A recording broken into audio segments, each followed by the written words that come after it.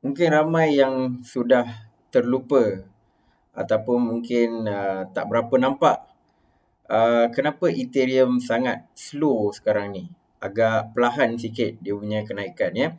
Jadi video ni saya nak ceritakan tentang Ethereum dan juga potensi kenaikan Ethereum sekiranya Bitcoin mencapai kenaikan bulan yang paling maksimum dalam fasa ni, iaitu dalam video lepas saya ada ceritakan dia boleh mencecah hampir 200,000 ataupun 100,000 lebih ya.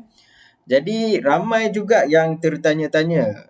Video yang lepas saya ada cerita tentang Ripple ataupun XRP. Kan, waktu tu lagi saya dah cerita kerajaan US dah serang Ripple ataupun XRP. Sebenarnya bukan XRP. XRP tu adalah mata wang. Tetapi mereka menyerang syarikat Ripple. Dan apakah impact dia adalah kita nampak harga Ripple ni agak terjejas. Ya. Jadi sebelum saya nak cerita tentang Ripple atau XRP, just nak recap daripada video yang lepas. Macam biasa kita tengok dulu. Okey, apakah market hari ini? Okey. So kalau tengok just nak highlight kepada tuan-tuan dan puan-puan sini, market cap turun 2.6% ya. Agak tinggi juga penurunan market cap ni. Sebab apa? Sebab macam kita nampak harga XRP ni sejak 24 jam yang lepas turun 21%. Tetapi kalau kita tengok secara keseluruhan sejak beberapa hari ni mungkin lebih 50% ya. Susut nilai XRP. Jadi XRP ni adalah antara mata wang kripto yang top 10 lah, top 10. Dia boleh dikatakan top 5 ya. Dulu dekat nombor 3, sekarang lepas jatuh ni Tether dah naik nombor 3, dia jadi nombor 4. So bila ada kenaikan yang bila ada penurunan yang sangat mendadak, jadi dia akan berikan sedikit impact kepada market cap. Tak banyak tetapi boleh nampaklah impact dia kan.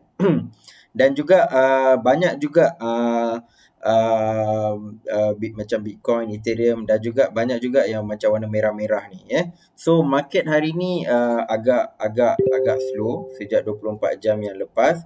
Jadi ada beberapa kemungkinan. Yang kemungkinan pertama adalah serangan terus kepada Ripple oleh SEC. Jadi bila Ripple jatuh, altcoin lain pun turut terjejas ya. Bitcoin tak terjejas sangat sebab Bitcoin ni lagi tinggi daripada Ripple dan tak ada apa-apa serangan terhadap Bitcoin. Tetapi altcoin yang lain-lain ni mungkin terasa sedikit impact dia. Dan juga kita perlu ingat sekarang ni adalah musim cuti ataupun musim Christmas ya. Jadi sebelum tu sesiapa yang tengah tengok video ni mungkin menyambut hari Christmas, jadi saya nak ucapkan selamat menyambutlah perayaan Christmas ya. Okey, so itu adalah antara faktor kenapa market agak slow. Jadi untuk beberapa hari ni mungkin sampai New Year ni kita tak boleh nak expect market ni akan naik mendadak apa semua. Tapi kadang-kadang crypto industry ni dia agak gila-gila sikit. Kita tak expect time tu lah dia nak buat dia punya big move kan. Tetapi kalau kita tengok sebelum-sebelum ni pun usually time-time cuti especially macam dekat US Christmas ni memang dia akan agak slow sikit lah ya. Sebab diorang pun yalah nak beli baju, nak beraya. Waktu ni lah diorang pun nak jual. Dia merah ni sebab apa? Sebab ramai yang menjual kan. So mungkin dia nak beli barang ke apa ke kan. Baju raya diorang kan. Jadi diorang pun jual. So kita tengok okey, ada juga yang mencatatkan keuntungan tapi tak banyak, 4.5%, 2.5%. Untuk bull run ni bagi saya kalau dia kurang daripada 10% ni maknanya tidaklah begitu memberangsangkan tetapi adalah juga yang tengah perform di sebalik keadaan yang agak bearish buat beberapa ketika ini. Dan macam kita nampak the graph jatuh banyak. So yalah, the graph dulu lagi dalam video lepas pun saya ada cerita. Kalau dia punya volume tu contoh kan macam 24 hours volume ni okay, ini rendah sikit lah daripada yang lepas. Tapi kalau ni sangat tinggi, maksudnya eventually dia akan slowly susut So the graph mencatatkan penurunan yang tinggi. Lepas tu NEM ni sebenarnya diorang ada banyak branch dia. Kat Malaysia pun ada juga NEM ni dekat Taman Tun Dr. Ismail. Lepas tu yang nombor 3 ni XRP So XRP ni lah yang bila dia jatuh ni memberikan impact yang sangat sangat besar So kita just nak run through sikit XRP ni. Ramai yang tertanya-tanya, jadi adakah XRP ni akan pupus? Apakah yang jadi pada XRP? On the long run ni, XRP ni macam mana ni kan? Ini hanyalah pandangan peribadi saya bukan nasihat kewangan atau apa-apa. Okay, so sebenarnya bila kita tengok drama yang berlaku ni di antara kerajaan US dan juga XRP ni, memang bagi US ni, dia nampak Bitcoin dengan Ethereum ni tak ada kepala. Bukan nak kata tak ada kepala, dia tak ada syarikat yang menguruskan macam Bitcoin. Contoh kan, Bitcoin ni dia tak ada syarikat memang dia yang keluarkan semua, tak. Dia Bitcoin ni adalah dia diinspirasikan oleh individu yang tidak dikenali. Mungkin juga syarikat yang tidak kenali, kita tak tahu siapa, Satoshi Nakamoto. Jadi dia tak boleh nak pinpoint engkau buat benda-benda macam ni kan. So next Ethereum pun dia tak dapat juga nak pinpoint, sebab Ethereum kata benda ni semua kita buat secara decentralized dan kita hanya menggerakkan community. Cuma Ripple ni, sebab dia banyak yang jadi front facing untuk Ripple ni adalah dia ada CEO dia ada organisasi dia. So Ripple ni XRP maafkan saya, XRP ni dia sangat berhubung kait dengan syarikat Ripple. Jadi untuk pengetahuan semua, kalau mana-mana syarikat dia nak buat, contoh nak dapatkan fundraising ke, nak dapatkan duit ke apa ke, selalunya dia akan masuk dalam stock exchange dan dia akan dia akan buat dia punya IPO semua dan dia akan riliskan dia punya saham semua.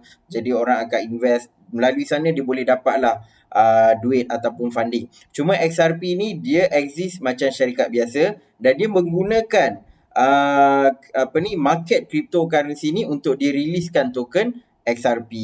So bila dia buat macam tu, dia bukan XRP je buat, ada juga few other companies yang buat. Tetapi XRP ni antara yang terawal buat dan dia dah jadi antara company yang sangat besar. So bila dia buat macam ni, bila bila kerajaan US nak serang, dia nampak syarikat tu lah, which is Ripple, dan dia pun terus saman Ripple. So bila jadi macam ni, sudah tentu mungkin ada pelabur-pelabur ataupun pemegang-pemegang XRP ni dia akan cuak, jadi dia pun jual secara besar-besaran Dan kalau kita buka XRP ni, kalau kita buka XRP ni, kita tengoklah dia punya graph sikit. Kalau kita tengok, for the past 24 hours dia jatuh lah kan. Ada yang hari tu hampir 70 sen. Hampirlah 70 sen, tak sampai 70 sen. Dari 60 sen dia pergi tinggi, slowly dia jatuh kan. So kalau tengok 90 days ni ada 70 sen. So pada bulan November ni memang waktu yang sangat peak lah untuk XRP. Sebab apa? Sebab Ripple dia nak launch token baru yang dipanggil Spark kan. Saya ada pernah cerita juga dalam video yang lepas. So benda tu memberikan momentum kepada XRP, sebab siapa pegang XRP dia akan dapat token tu kan. Dan slowly dia pun kekal sebab apa? Sebab harga Bitcoin pun tengah naik, tengah sedap kan. Lepas tu tiba-tiba bila kena serangan daripada kerajaan US, dia pun jatuh kan. So kalau kita tengok dari long term, bukan long term lah, dari awal ditubuhkan, mula-mula harga dia 0.006, 0.02, harga dia rendah. Lepas tu bila ada bull run pada tahun starting 2017, dia mula naik sikit lah 20 sen, which is lebih kurang nak pergi dekat 20 sen lah sekarang ni kan, sebelum yang bull run yang awal tu. Lepas tu dia pun naik sampai RM3 lebih. Lepas tu dia pun RM3 pula. 3 USD dolar. Lepas tu dia pun turun kan. Turun. Dia maintain lah. Dia maintain dekat 20 sen, 30 sen kan. Lepas tu baru-baru ni dia naik. Nampak macam okey, ada harapan ni dia nak naik. Dia naik sampai 60 sen kan. So ramai ingat dia akan teruskan kenaikan lah. Sampailah berlaku satu serangan daripada kerajaan US. So mungkin kerajaan US ni dah lama dah dia tengok. Tapi bila tengok ni tengah naik ni, waktu ni lah kita nak saman kan. Mungkin juga kan. So ada yang tanya, adakah XRP ni akan pupus, adakah dia akan terus pergi zero kan? So benda tu saya tak ada apa-apa insight ataupun saya tak tahu, saya tak ada kepastian on that. Sebab untuk XRP ni, dia punya token dia ni ada banyak. Dia punya circulating supply kan. Yang dia hasilkan ni banyak dalam dalam 100 bilion macam ni. Tapi dia hanya distribute dalam 45 bilion kan. Dan kebaki 50 bilion ni masih di bawah pegangan Ripple. So, kalaulah nak katakan harga dia boleh jatuh terus, mendadak jadi kosong ke apa, itu boleh berlaku kalau yang balance 50 bilion dia terus tabur dekat tu. Dia terus dump dekat exchange. Lepas tu dia jadi oversupply dan mungkin dia akan turun secara mendadak lah kan. Sebab kalau supply lagi tinggi daripada demand, harga akan jatuh. Tapi apa yang berlaku sekarang, orang yang memegang Ripple ni ataupun kita panggil whale Ripple ni pun ada yang slowly tengah dumpkan token tu, tengah jual token ni secara besar-besaran. Satu harga dia tengah jatuh kan.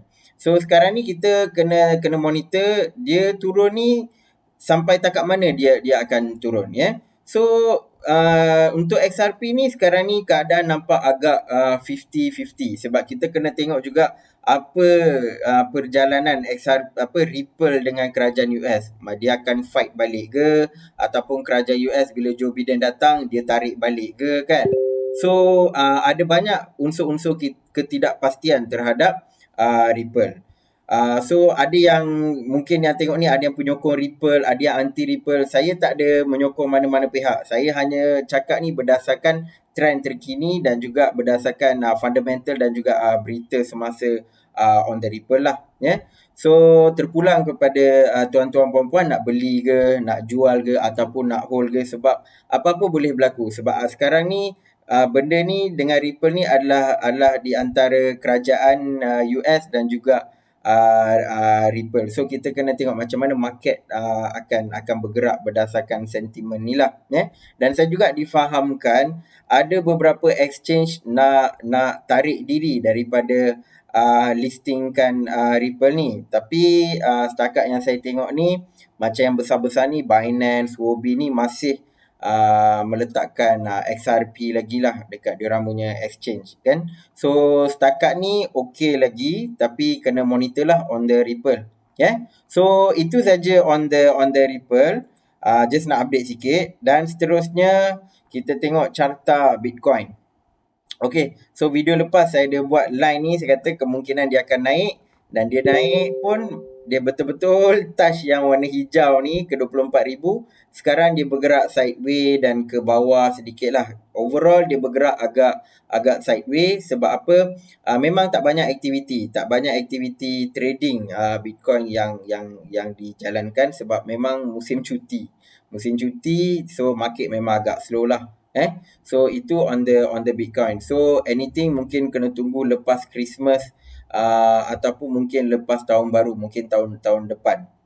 So prediction saya kemungkinan by akhir tahun ni pun harga dia mungkin di sekitar 24 dan kalau dia naik pun sampai 25,000. Tapi ini hanyalah saya punya prediction je. Apa-apa boleh berlaku. Dia mungkin boleh jatuh lagi sampai 20,500 ataupun dia mungkin boleh naik balik lah. Okay, so topik kita, sebelum kita pergi topik, kita tengok on the Ethereum pula. Ethereum ni ni sesuatu yang agak tak adalah merisaukan, tetapi kita boleh tengoklah. So bila saya draw line ni dengan harapan dia tak turun lah kan, dia boleh naik lagi. Tetapi XRP pula, sorry, Ethereum ni mode dia sekarang ni dalam mode tidur. Maksudnya dia sangat slow dan kurang reaktif terhadap pergerakan Bitcoin. Okey, contoh bila harga Bitcoin naik mendadak, dia naik, tapi dia naik dalam setengah jam atau 1 jam lepas Bitcoin naik. Dan bila harga Bitcoin turun, dia turun, tapi dia turun selepas setengah jam macam tu. Jadi dia macam tidak terlalu reaktif buat masa sekarang ni. Dan sekarang bila harga Bitcoin turun, dia pun pecahkan lah yang line yang warna kuning. Jadilah bawah daripada 600 USD dan 580 lebih macam tu. So momentum kenaikan Ethereum dengan momentum kenaikan Bitcoin ni sangat berbeza. Bitcoin memang nampak naik, tapi Ethereum dia macam slow and steady. Dia macam nampak macam agak mendatar, tapi apa-apa boleh berlaku. Sebab apa saya katakan begitu? Antara trend yang kita boleh tengok ni, okey, saya tunjuk okey, Bitcoin ini tuan-tuan kena tengok. Okey, sekarang saya tengok saya buka maksimum, kita tengok all time high untuk Bitcoin yang dululah tahun 2017. So dia di sekitar Disember macam tu lah, Disember macam tu Bitcoin dia reach Disember 2017 dia punya all time high yang lepas. Dan kita tengok Ethereum,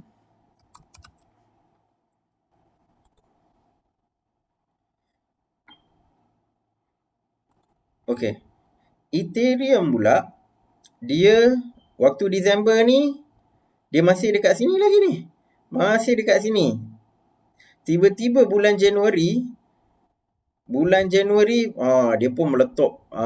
Dia pergi almost ke 1400 macam tu lah. Lepas tu dia turun. Lepas tu yalah, macam Bitcoin kan, graf dia kita dah tengok yang ni kan, dia dah naik atas ni dah. Tapi Ethereum masih dekat sini. Lebih kurang macam bila Bitcoin dekat sini, Ethereum dekat sini bulan Disember. Trend dia nampak macam sama. Jadi saya sekarang ni tengah duduk memerhatikan jugalah Ethereum. Walaupun nampak dalam carta ni macam yalah dia ke bawah kan, tapi ini kalau tengok trend ni pun dia masih dalam line ni. Cuma yang line kuning ni dia dah break lah. Cuma lepas ni dia akan naik balik. Cuma yalah sekarang waktu Christmas dia agak slow. So kita berbalik kepada tajuk utama kita hari ni. So macam yang dulu saya pernah cerita, harga Bitcoin boleh mencecah 100,000 ataupun 12,000. Dan sekarang saya just nak bagi pemberitahuan lah kepada tuan-tuan dan puan-puan, sebab kita nampak macam tadi saya tunjuk Ethereum ni dia bergerak selepas Bitcoin. Jadi selalunya trend dia bila Bitcoin dah naik, bila Bitcoin dia dah naik, seterusnya Ethereum yang akan naik dan disertai oleh altcoin yang lain lah kan. Jadi ada 3 sebab. 3 sebab ni bagi saya sebab yang sangat strong untuk Ethereum naik ke peringkat yang seterusnya. Okey. So sebab yang pertama adalah dominasi Ethereum terhadap Bitcoin. So Ethereum ni dia ada certain time ni dia akan ada dominasi atas Bitcoin. Ingat tak dulu saya pernah tunjuk macam mana kita nak tengok kekuatan altcoin terhadap Bitcoin. Jadi konsep dia adalah sama. Tak banyak coin yang boleh ada fasa dominan terhadap Bitcoin, tetapi Ethereum dia boleh jadi antara coin yang dominan. So kalau kita tengok dekat sini, Ethereum tadi. So dulu saya mungkin terlupa nak bagi tahu dekat CoinGecko pun sebenarnya kalau tuan-tuan tick dekat sini boleh nampak yang line warna oren untuk Bitcoin lah. So kalau nampak sini Ethereum dia memang ada fasa-fasa dia ni, dia lebih dominan terhadap Bitcoin. Cuma ada certain fasa ni dia kurang dominan terhadap Bitcoin, dan sekarang ni adalah satu fasa dia punya dominasi terhadap Bitcoin dia ni agak rendah. Kan? Jadi memang tunggu masa je untuk dia merapatkan jurang ni. Ada jurang sini yang perlu dirapatkan. Okey? So ini antara indikator yang kita nampak Ethereum ada terhadap Bitcoin, ya. So ini adalah antara faktor yang boleh menyebabkan harga Ethereum untuk naik dengan mendadak. Faktor yang kedua adalah, okey, untuk pengetahuan tuan-tuan dan juga puan-puan, sekarang ni melalui Ethereum, melalui ekosistem Ethereum ataupun melalui blockchain Ethereum, banyak projek-projek DeFi ataupun decentralized finance yang ditubuhkan dalam Ethereum punya ekosistem tu sendirilah, kan. Contohnya macam Chainlink antara yang utama, kan. So DeFi ni maksud dia decentralized finance. Selalunya kalau kita tengok centralized finance adalah institusi kewangan yang kita selalu dengar lah, syarikat insurans, bank dan sebagainya.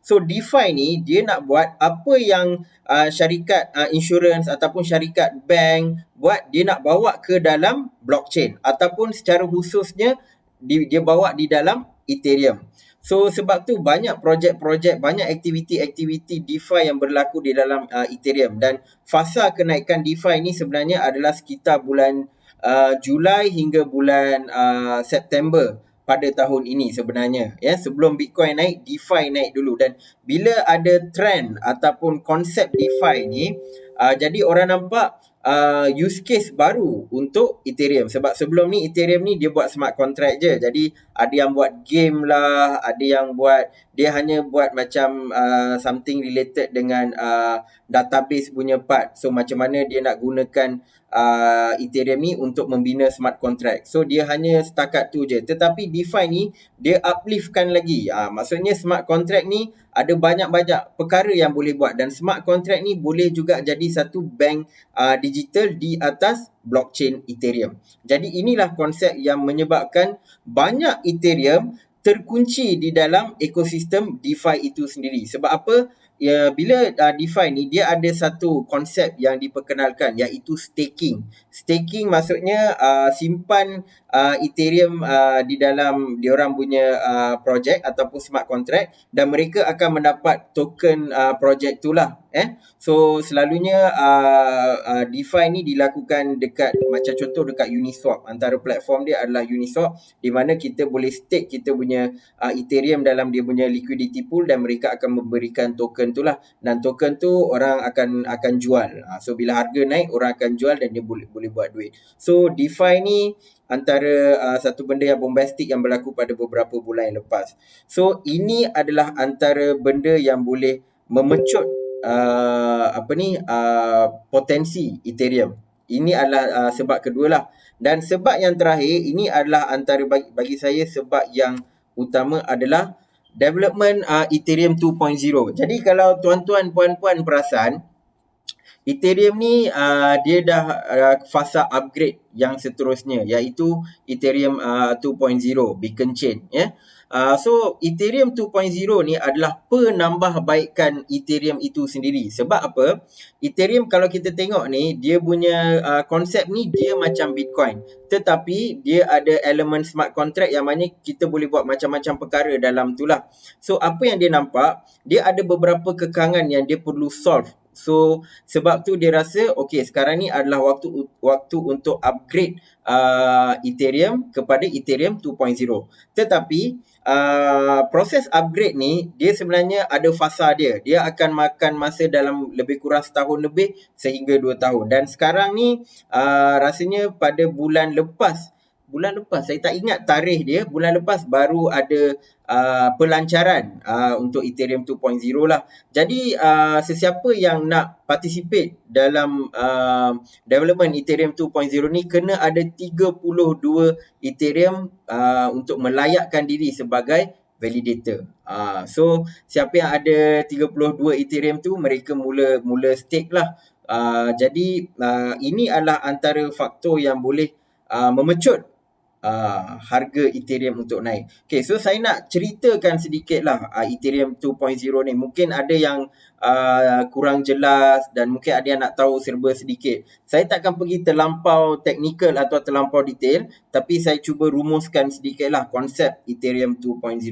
So, untuk itu saya sudah tentu memerlukan bantuan diagram. Okay, sebelum tu saya nak hide dulu ticker ni. Dia agak mengacau dan saya juga hide muka saya sendiri. Okay, so kalau tuan-tuan puan-puan nampak, Ethereum 2.0 ni sebenarnya dia nak address beberapa perkara, iaitu speed, security dan juga speed, scalability, security dan juga sustainability. So dalam bahasa Melayu, yang ni adalah scalability, skala. Dan yang kanan ni pula adalah security, keselamatan. Dan yang terakhir ni adalah sustainability, iaitu dalam bahasa Melayu kelestarian lah. Ni lah ayat-ayat dah macam ayat BM dekat sekolah. Jadi kalau Ethereum dapat upgrade atau menambah baik 3 elemen ni, jadi Ethereum 2.0 ni akan jadi lebih powerful. Dari sudut teknologi itu sendiri akan jadi lebih powerful. So saya terangkan sedikit. Untuk pengetahuan semua, kalau kita buat transaction Ethereum ni, dia hanya boleh support 15 transaction dalam satu saat. Dia 15 transaction dalam satu saat. Jadi sebab tu dia agak slow. So kalau contoh kita nak buat pembayaran digital macam Visa card ke ataupun Master, mereka boleh berhandle berjuta-juta transaction dalam masa sesaat. Tetapi untuk Ethereum dia hanyalah 15 transaction je boleh lalu dalam masa satu saat. Sebab tu kadang-kadang kalau ada sesiapa yang pernah buat transfer Ethereum ke ataupun pernah gunakan Ethereum untuk beli sesuatu barang digital ke kan, dia ambil masa yang agak lama. Cuma kalau nak cepat, kena letak gas fee yang tinggi lah, baru transaction tu boleh lepas. Sebab apa? Sebab yang bagi transaction ni lepas dan berjaya adalah miners, pelombong Ethereum ni. Kan Bitcoin kita tahu mining kan, Ethereum pun ada mining juga. So miners ni dia pandai. Dia bila ada transaction, list of transaction yang keluar dekat dia punya sistem, dia akan tengok yang mana yang memberikan transaction fee yang paling tinggi. Jadi yang tu yang dia akan luluskan sebagai transaction. Contohlah luluskan. So kalau transaction kalau bagi rendah-rendah tu, memang dia tengok buat apa aku nak luluskan, baik aku ambil yang bagi transaction fee yang tinggi, sebab transaction fee ni lah income kepada miners. Okay, so melalui Ethereum 2.0 dia boleh upgrade jadi 10,000 transaction sesaat. So memang kenaikan dia lebih kurang 10,000, hampir 1,000 kali ganda. Hampir 1,000 kali ganda. So bila skala dia makin meningkat, sudah tentu kelajuan dia pun semakin meningkat. So inilah antara challenge yang dihadapi oleh Bitcoin juga sebenarnya. Sebab Bitcoin pun sama juga kes dia. Transaction dia tu agak slow. Kalau banyak sangat dia memang agak slow. Cuma Ethereum ni dia dah boleh buat upgrade. Dan yang kedua adalah sudah tentu keselamatan. So untuk pengetahuan tuan-tuan puan-puan, blockchain memang antara teknologi yang selamat. Tetapi perlu diingat, dari sudut praktikalnya memang sangat selamat. Tetapi dari sudut teori blockchain ni, dia ada satu kelemahan dia. Itulah yang kita panggil 51% attack. Maksudnya blockchain ni dia ada network dia kan. Yang ada yang buat melombong-melombong ni kan, macam Bitcoin, Ethereum, dia ada network dia.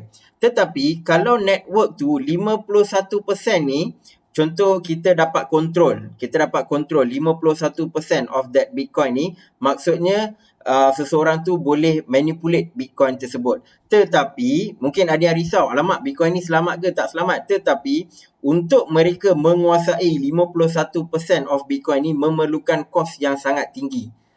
Itu satu, dan lagi satu, kebanyakan yang 51% ni mereka ni duduk merata-rata. Macam dia punya mining punya tempat tu duduk merata-rata, dan ada yang dekat China, ada yang dekat Russia, dia ada macam-macam tempat. Jadi untuk mereka bergabung jadi 51% ni adalah sangat payah. Sebab tu pentingnya decentralization. Kalau centralization, dia boleh gabung, dia boleh attack. So that's why ini antara 51% attack yang boleh dilakukanlah terhadap teknologi blockchain. Namun bila Ethereum dia nak address yang 51% attack ni, dia kena ubah konsep dia daripada proof of work kepada proof of stake. So kita pergi kepada kelestarian. So kelestarian dengan keselamatan ni dia ada kait mengait lah. So kalau tengok dekat sini, yang sekarang ni adalah menggunakan konsep proof of work. Begitulah cara Bitcoin tu dihasilkan. Dia ada miners. Miners ni akan pakai elektrik, dan bila dia buat kerja-kerja mining, verify transaction, dan dia akan dapat Bitcoin ni. So untuk buat mining ni banyak tenaga elektrik yang diperlukan. Jadi benda-benda tu menyebabkan pembaziran elektrik. So dia nampak dari sudut green technology, Ethereum nampak benda ni tak sustainable. Tak boleh buat secara berterusan, sebab nak buat mining ni makin lama makin costly, makin tinggi cost dia, dan juga memakan tenaga yang banyak. Jadi mereka pun pergi ke konsep yang baru, iaitu proof of stake, di mana menggunakan validator. Macam saya katakan tadi, siapa ada 32 Ethereum, dia akan jadi validator. So untuk jadi validator, dia tak perlukan cost elektrik yang tinggi dan sebagainya. Dan validator ni pun dia akan duduk di merata-rata tempat, dan sesiapa pun boleh jadi validator. Jadi chances untuk buat 51% attack ni sekarang ni pun memang susah, tapi bila buat proof of stake ni dia jadi lagi susah, ya. So kalau let's say ada yang tanya, validator ni kalau dia tipu macam mana? So sistem proof of stake ni sendiri, kalau sesiapa menipu, kan dia dah letak 32 Ethereum kan. Jadi sebab dia buat penipuan, Ethereum dia ni akan dipotong sebagai denda. So mestilah diorang tak nak hilang dia punya Ethereum, sebab dia ada insentif. So selalunya blockchain ni adalah, ataupun cryptocurrency ni, kenapa orang buat kerja-kerja begini adalah sebab ada insentif. Insentif ni apa? Dibayar dalam bentuk Bitcoin ataupun Ethereum. So sudah tentu kalau kita pegang dekat dia punya insentif tu, kalau kita potong, sudah tentu dia tak nak buat benda macam tu, ya. So ini adalah antara penambahbaikan on the proof of stake lah. Okay, so ini antara sebab-sebab bagi saya kenapa harga Ethereum boleh melonjak naik. Memang sekarang ni kita tengok market ni agak slow, tetapi kalau kita tengok fundamental, kita tengok teknologi dia sedang melalui proses perubahan. Cuma dia akan ada satu waktu tiba-tiba harga dia akan melonjak naik. So yang ni adalah satu benda yang saya kaitkan juga dengan Bitcoin. Kalau Bitcoin boleh naik sampai 100,000 hingga 200,000, maknanya Ethereum pun berpotensi naik sehingga 10,000. Dan kalau teknologi dia memang betul-betul lagi power daripada Bitcoin, boleh jadi harga dia jadi 50,000. Tiada batasan. So inilah antara benda yang saya nak highlight. Dan kalau tuan-tuan, puan-puan tengok, sekarang ni memang dia tengah tidur. Tapi boleh jadi bila-bila masa harga dia akan melonjak naik. Dia akan tunggu Bitcoin jadi slow sikit. Ethereum ni perangai dia memang macam tu. Untuk dia jadi lebih dominan daripada Bitcoin, dia kena tunggu Bitcoin agak slow. Dan bila Bitcoin agak slow, waktu itulah dia akan naik. Dan juga altcoin-altcoin yang lain lah, Chainlink lah, Monero, Polkadot, macam-macam waktu tu yang akan naik. So sekarang ni inilah saya punya, basically saya punya sharing lah on the Ethereum punya part. Okay, so tuan-tuan, puan-puan, jangan lupa tekan butang like, tekan butang share, subscribe. Kalau ada simbol loceng, jangan lupa untuk klik simbol loceng. Sebab lepas ni kalau ada apa-apa info ataupun trend dalam market crypto ni, saya akan update kepada tuan-tuan dan juga puan-puan. Itu saja daripada saya. Nama saya Ashraf. Assalamualaikum warahmatullahi wabarakatuh.